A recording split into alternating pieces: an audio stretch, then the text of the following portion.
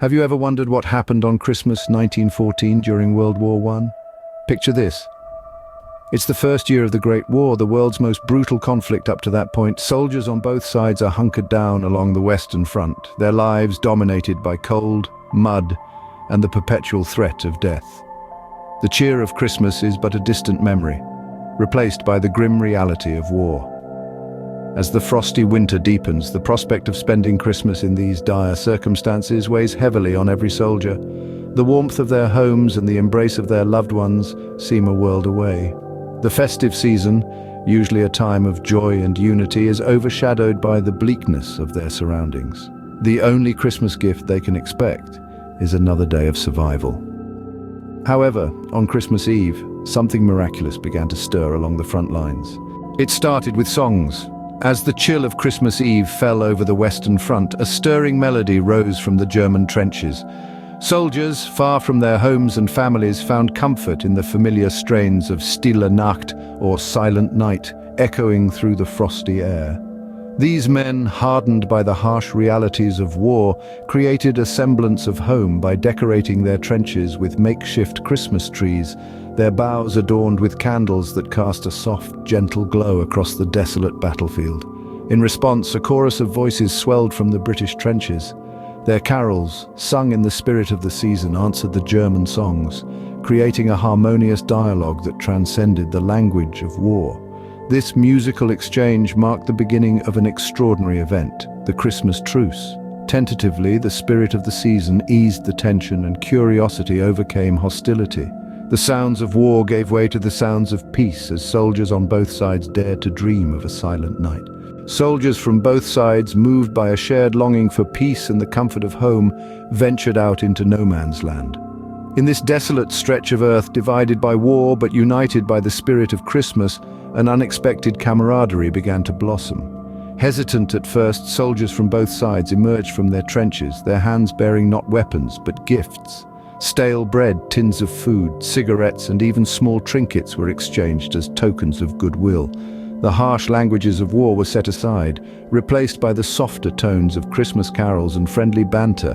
British and German soldiers alike found common ground in their shared longing for home, the warmth of their families, and the joy of the holiday season. This camaraderie was not limited to small groups. As the night gave way to the light of Christmas Day, more soldiers awakened to the sounds of peace, not war. They joined their comrades in no man's land, and the truce spread along many parts of the front. In some sectors, the sound of gunfire was replaced by laughter and the thud of a soccer ball. Imagine that.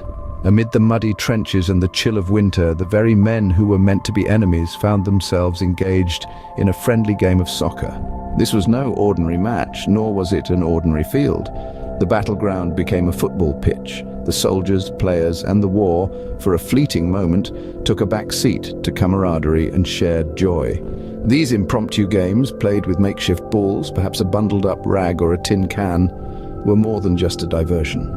They symbolized a brief yet profound connection between the men on either side of the conflict. Helmets and caps served as goalposts, laughter echoed through the cold air, and for a while the grim reality of war was forgotten. Yet, as magical as it was, the truce was not universal. Fighting continued in some parts of the front, and not all commanders approved of the fraternization. Despite the temporary peace and camaraderie, the harsh reality of war was quick to reassert itself. The high command on both sides, taken aback by this unexpected display of unity, swiftly took steps to ensure that such fraternization would not happen again. The orders became stricter, the penalties harsher.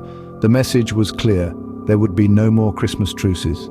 The spirit of unity, camaraderie, and shared humanity that had briefly lightened the bleakness of the trenches was forced back into the shadows as the grim machinery of war resumed its relentless course.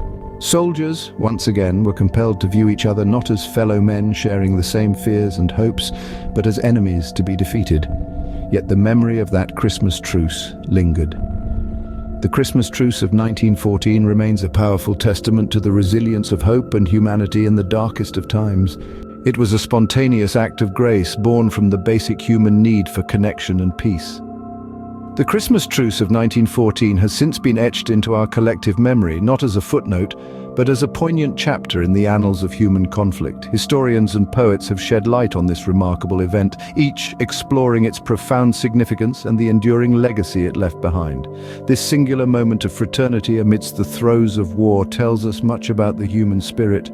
It underlines the capacity for empathy and understanding even in the most hostile of circumstances. It reminds us that beneath the uniforms, the soldiers were not so different from each other. They shared the same longing for peace, the same yearning for the warmth of home, the same simple joys of Christmas. The Christmas truce shows us that beneath the uniforms and across the divides, the desire for peace, understanding, and the simple joys of Christmas can unite the most unlikely of friends, even if just for a moment.